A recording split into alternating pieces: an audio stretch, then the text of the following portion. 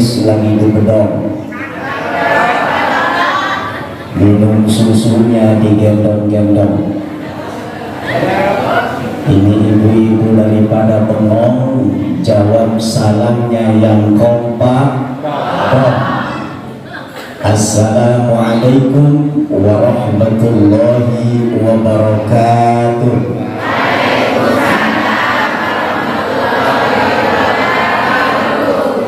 Alhamdulillahilladzi jama'ana fi hadhil walimah. Wassalatu wassalamu ala sayyidil ummah wa ala alihi wa sahbihi wa mawalah. Asyhadu an la ilaha illallah wahdahu la syarika lah, wa asyhadu anna sayyidana wa nabiyyana Muhammadan abduhu wa rasuluhu la nabiyya ba'dah. Faqala ta'ala fi kitabihil karim, a'udzu billahi minasy syaithanir rajim. Bismillahirrahmanirrahim. أرأيت الذي يكذب بالدين فذلك الذي يدعو اليتيم ولا يحض على طعام المسكين. الآية. وقال النبي صلى الله عليه وسلم Ana wa kafilul yatimi fil jannah hakadha.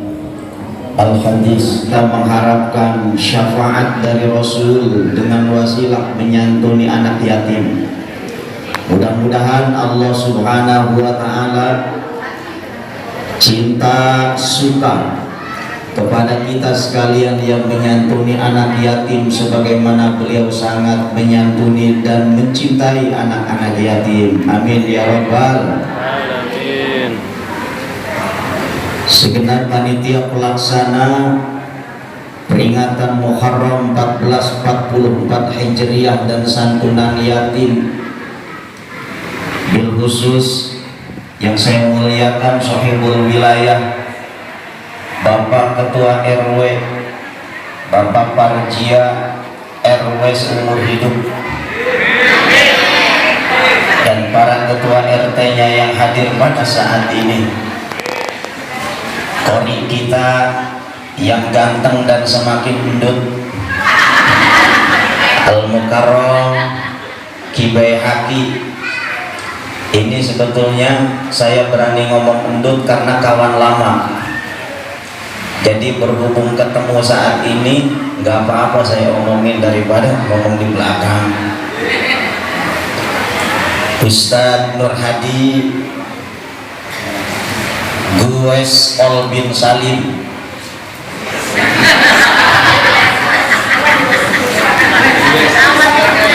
tulisannya Goes. Ustadz Santoso, saudara pengatur acara, semuanya tidak dapat saya sebutkan satu-satu yang hadir pada saat ini. Semoga Allah muliakan. Yang di samping saya juga tidak luput dari perhatian saya yang pakai kerudung pink-pink.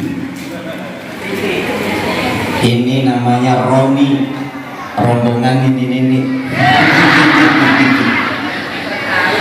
Hebat jasa ini perumahan. Dari dulu biasa yang tampil kalau hadroh itu Roni, rombongan ini. Begitu yang tampil tadi anak-anak remaja, berarti melambangkan bahwa Roni sudah pensiun. Kata Pak RW, grup hadrohnya ini dari Karang Taruna, gitu? Betul? Alhamdulillah. Insya Allah yang azannya Karang Taruna, yang cari dana santunan yatim Karang Taruna, panitianya Karang Taruna betul? Karang Taruna.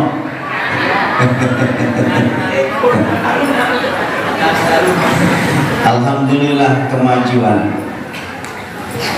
Musola kita ini nampaknya makin lapang dan makin luas, luar biasa. Kenapa kelihatan lapang, kelihatan luas? Ya karena yang jamaahnya sedikit. Ya ngaji-ngaji ya itu juga nggak pernah ganti muka. Ya kayak model Ibu Bambang, jamaah tetap gitu. Ini yang seragam-seragam ini jamaah tetap ini.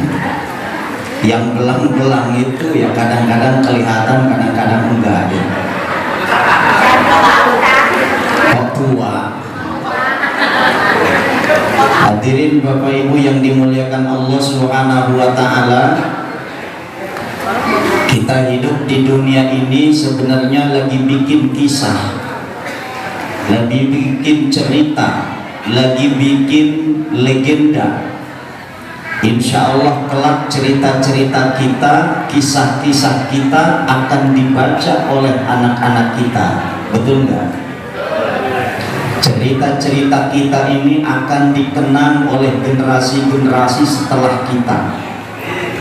Ketika kita telah tiada menghadap rahmatullah, maka anak cucu kita akan menyebut kita, akan menceritakan kisah-kisah kita, baik kisah-kisah keluarga, kisah-kisah di masyarakat, bagaimana ibadahnya, bagaimana ngajinya, bagaimana sholatnya, bagaimana di majelis taklimnya, bagaimana ijtimaiyahnya, termasuk santunan yatim, kegiatan-kegiatan sosial lainnya. Ini bakal dibaca oleh siapa? Generasi-generasi kita. Apalagi sekarang ini sudah zamannya zaman medsos. Bentar-bentar di-upload. Ustadznya belum datang, selfie dulu. Sambil menunggu Ustadz, kita selfie. Coba dicek sekarang Facebooknya masing-masing, status WA aja masing-masing sekarang. Alhamdulillah ya, santunan yatim di Bumi Asri 60 anak yatim. Padahal mah ngasih goceng.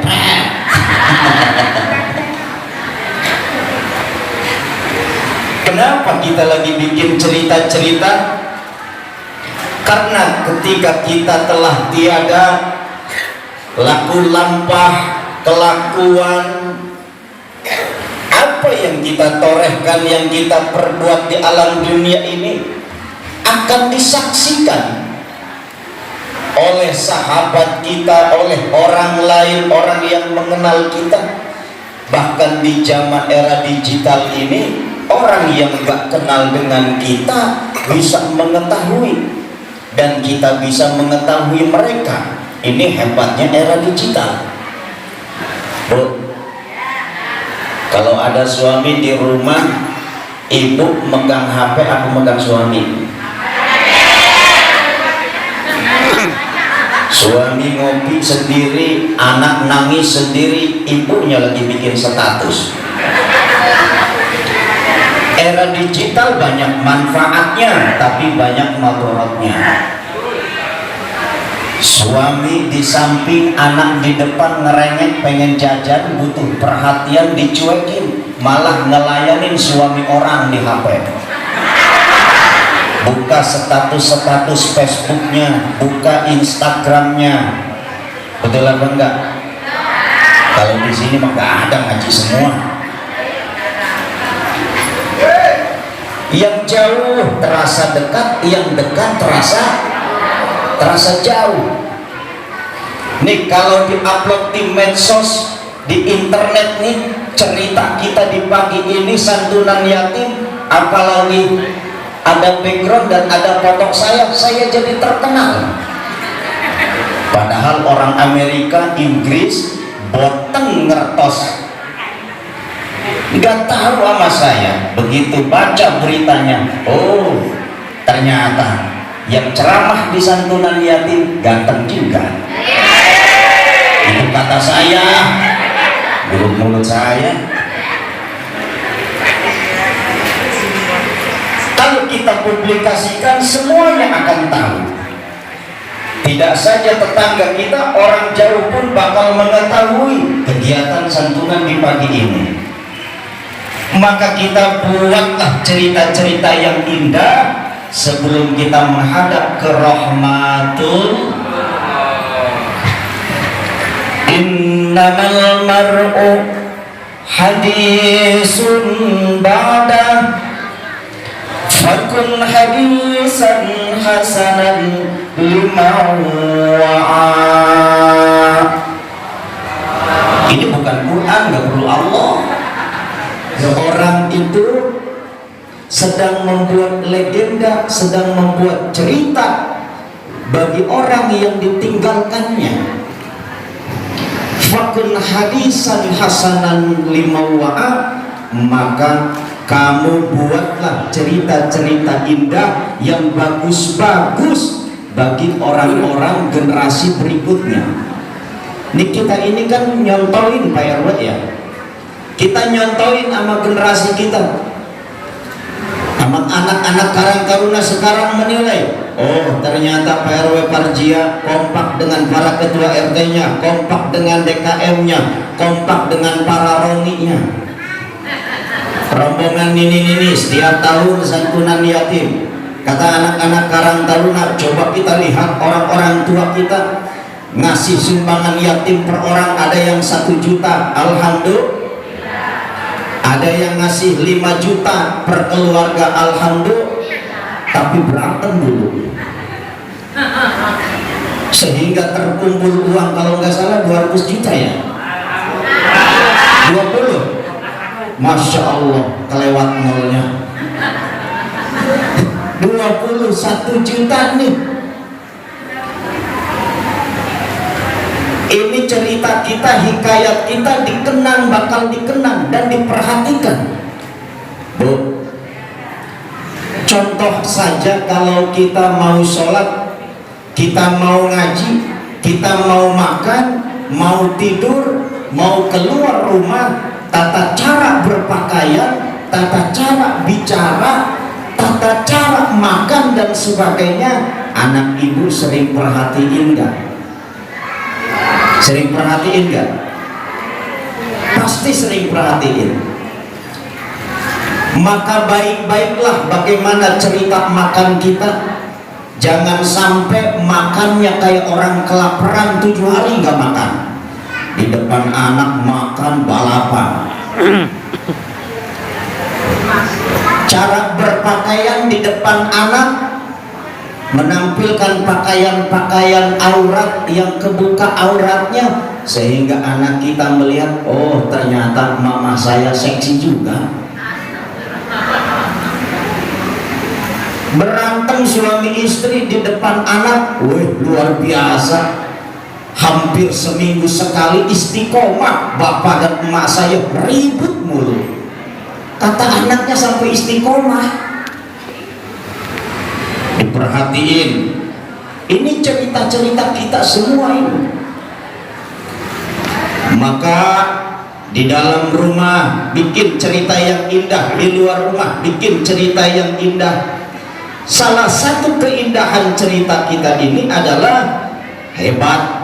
Kita bisa mempertahankan dan bisa menghimpun dana menyantuni anak-anak yatim dengan santunan anak yatim. Maka Rasul menjamin siapa yang menyantuni anak yatim akan di surga bersama Rasulullah Sallallahu Alaihi Wasallam. Amin ya Rabbal. Pengen nggak diampuni dosa-dosanya? Pak, pengen nggak Pak? Saya kisahkan, saya ceritakan satu kisah. Abi Yazid Al-Bustami, bukan saya. Abi Yazid Al-Bustami seorang waliullah. Beliau bermimpi mendengar suara suruh datengin orang yang sudah meninggal dunia. Meninggalnya ini tidak dirawat, nggak disolatin, nggak dimandikan, tidak disolatin, bahkan tidak dikubur. Singkat kata, singkat cerita, ada salah satu orang di kampungnya. Dia ini emang banyak berbuat dosa, Bu. Suka minum minuman. Di sini banyak nggak yang suka minum minuman? Hah? Mana orangnya mana? Ya kalau nggak minum kesel. Orang ini banyak dosa, banyak berbuat dosa, terutama dia sering mabok-mabokan. Sekampung pada tahu durjananya orang ini sering durhaka, sering mabok-mabokan sehingga meninggal dunia. Gak ada yang merhatiin, gak ada yang mau ngurus. Sampai-sampai istrinya ini nyewa 2 orang supaya mau ngegotong mayit suaminya ke musola, mau dibayar. Tapi apa kata orang itu? Oh maaf, dibayar berapapun saya tak sudi. Akhirnya apa yang terjadi? Istrinya nyeret-nyeret mayat suaminya, ditarik sama istrinya sendiri sampai di pemakaman. Kemudian turunlah Abi Yazid Al-Bustami menghampiri si istri dan jenazah suaminya itu. Ditanya, ini ibu kenapa kok nggak ada yang bantuin warganya? Oh begini Pak Ustadz, ini emang suami saya banyak dosa waktu hidupnya, terutama minum-minuman, sampai matinya pun nggak ada yang peduli. Baik kalau begitu, saya yang mandiin, saya yang nyolatin, saya yang nguburin. Mendengar orang-orang kampung ini Abi Yazid Al-Bustami mau ngurusin jenazah, akhirnya orang kampung, Pak RW Parjia sama RT-RT-nya pada datang. Ini ada apa ini? Wong kita juga nggak berani kok ngurus jenazah. Kok berani-beraninya ini Ustadz mau ngurusin jenazah? Akhirnya ditanya Abi Yazid, kenapa masalahnya ini? Jadi begini, saya bermimpi semalam suruh datang mengurus jenazah ini karena orang ini betul dia banyak dosa, tapi dosanya sudah diampuni oleh Allah Subhanahu wa Ta'ala. Masyarakat pada bengong, kok iso orang banyak dosa tapi bisa diampuni dosanya? Sampai-sampai turunnya kiai mengurus jenazahnya. Coba kalau kalian gak percaya, tanya amal kebaikan apa yang dilakukan sama almarhum. Ditanya istrinya, ibu, coba ibu ceritakan, ini suami ibu waktu hidupnya apa saja? Seingat saya yang pertama, kalau dia mabok-mabokan, dia pulang mancing mabok, dia dari pos ronda mabok, dia dari manapun mabok. Orang mabuk itu pulangnya selalu subuh, betul nggak? Pulangnya subuh, subuh dia sadar, kemudian dia mandi, dia tobat, lalu dia sholat subuh. Mabuk sering, tapi sholat subuhnya istiqomah. Hebat nggak? Orang sini nggak ada yang mabuk, tapi sholat subuhnya kesianan. Heran. Ini cerita orang sering mabuk tapi sholat subuhnya nggak pernah ketinggalan. Satu. Yang kedua, walaupun keluarga kami ini nggak pernah hidup mewah, tidak berlebihan, tapi di rumah kami tidak pernah kurang anak yatim. Setiap hari 1-2 orang anak yatim. Sarapan bareng, makan bareng, ngumpul bareng, nonton TV bareng kalau ada TV-nya. Semuanya bareng, suka duka ada di sini. Yang ketiga, suami saya kalau sadar dari mabok, dia munajat kepada Allah. Tengah malam dia merintih, menangis, minta diampuni dosanya oleh Allah. Ya Allah, neraka mana yang kau siapkan untuk saya? Luar biasa. Bukan surga yang dipinta, tapi yang dipertanyakan adalah neraka. Neraka mana ya Allah yang kau siapkan untuk saya? Sambil nangis bercucuran air mata, lalu kemudian suaminya meninggal dunia. Mendengarkan kisah cerita istrinya itu, akhirnya apa? Orang-orang sekitar yang hadir pada saat itu sedih, nangis, nyesel luar biasa karena tidak mengurus jenazah orang soleh ini. Na'udzubillahi min. Itu kisah lama, tapi ini inspiratif bagi kita. Salah satunya adalah kita tidak boleh melihat penampilan orang dari segi luarnya saja. Meski dia compang-camping, meski dia seperti tidak terawat, tapi siapa tahu walaupun dia berlumur dosa, malamnya minta ampun kepada Allah. Amin. Yang kedua, santunan yatim itu enggak mesti banyak anak, enggak mesti banyak nominal. Yang terpenting adalah kafil, menanggung beban yatimnya. Yatim kehilangan bapak, betul? Piatu kehilangan ibu, betul? Kalau kehilangan nenek disebutnya apa? Yatim kehilangan bapak, piatu kehilangan ibu. Kalau kehilangan nenek, yatim piatu nek, susah amat. Kalau kehilangan kakek,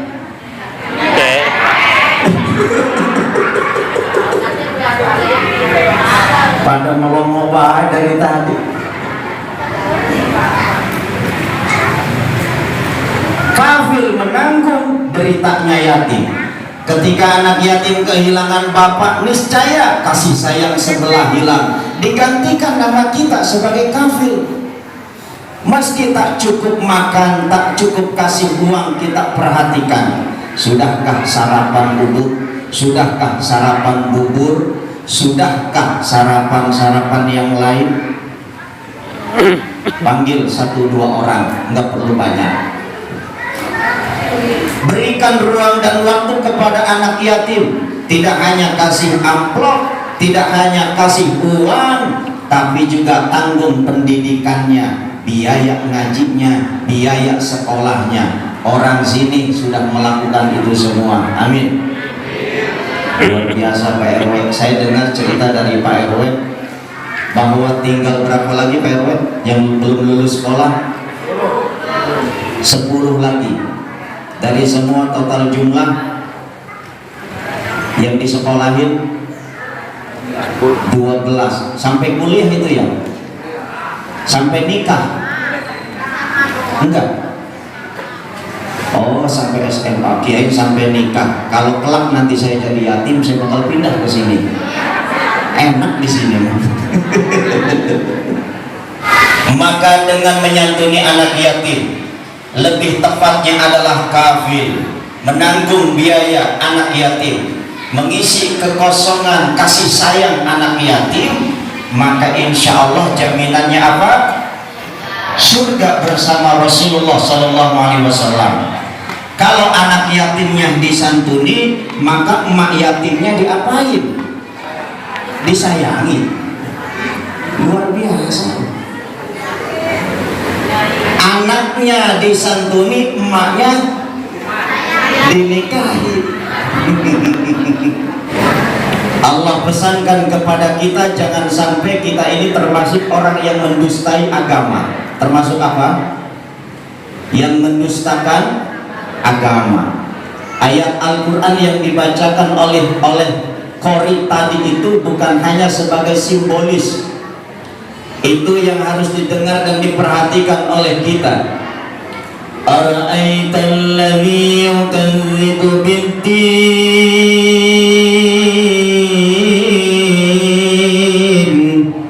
Allah. Fadzalikal ladzi yad'ul yatim. Apakah kamu tahu orang-orang yang mendustakan agama? Fadzalikal ladzi yad'ul yatim. Mereka adalah orang yang menghardik anak-anak yatim. Maka hati-hati kepada anak yatim, utamanya anak yatim ini yang sudah sampai akil balik. Sebagai ibunya, sebagai kafil, ibunya kalau ketitipan harta anak yatim, peninggalan bapaknya disimpan baik-baik, jangan dibeliin pulsa HP. Betul Bu? Harta santunan, amplop santunannya disimpan baik-baik, jangan sampai dibelikan tambal pipi, bedak, simpen. Ketika nanti dia sudah dewasa, ngerti, kita tanya, uang kamu ada sekian, kamu bisa nggak ngegunain pada jalan yang benar, kamu bisa nggak manfaatinnya?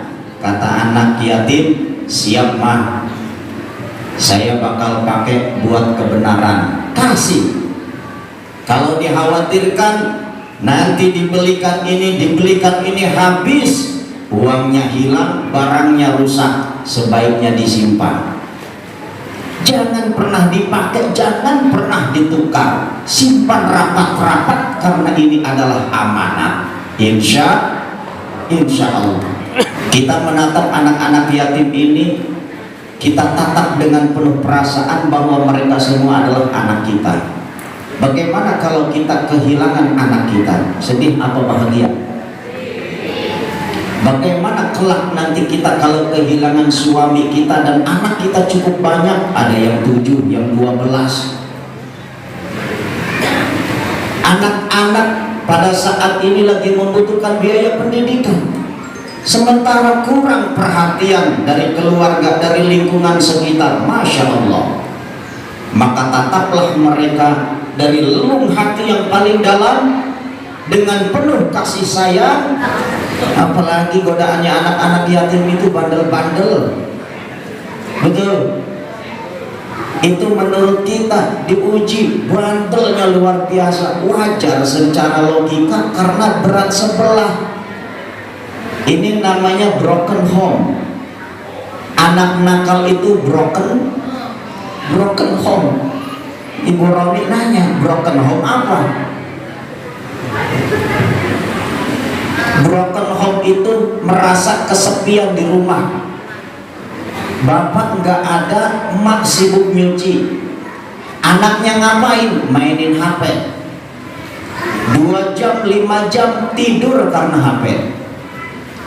Main kesana kesini nyari anak seusianya pada sekolah, pada ngaji.